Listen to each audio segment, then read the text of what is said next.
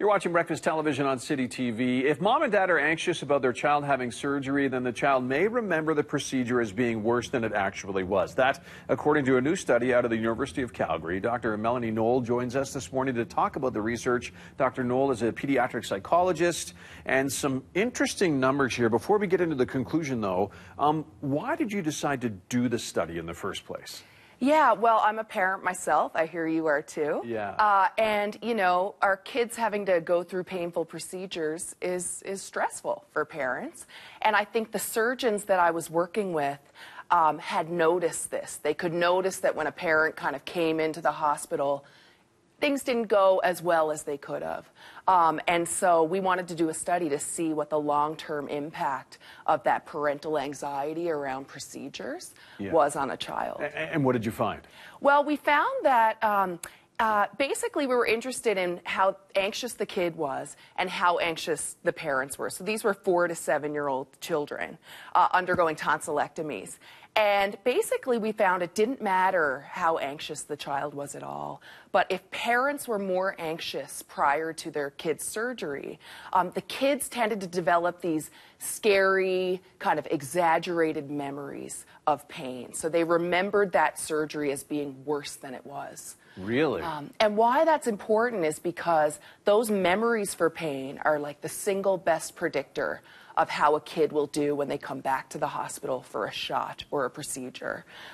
Kids who develop these sort of negatively biased memories of pain are more likely to be more scared and have a worse time next time.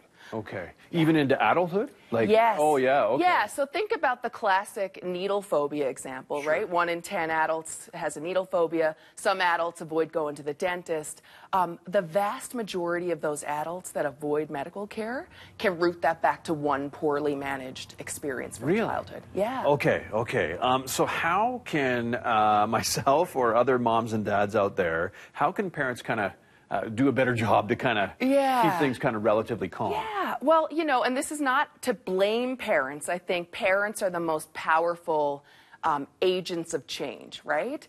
So the calmer that we can be, the more prepared that we can be as parents, the better our kids are going to cope with these experiences.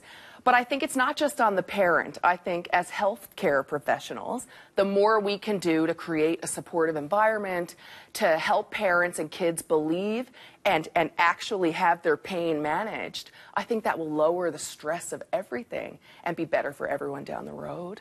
But we're also doing some really cool work now to teach parents how to interact with their kids in more positive ways about these past painful experiences.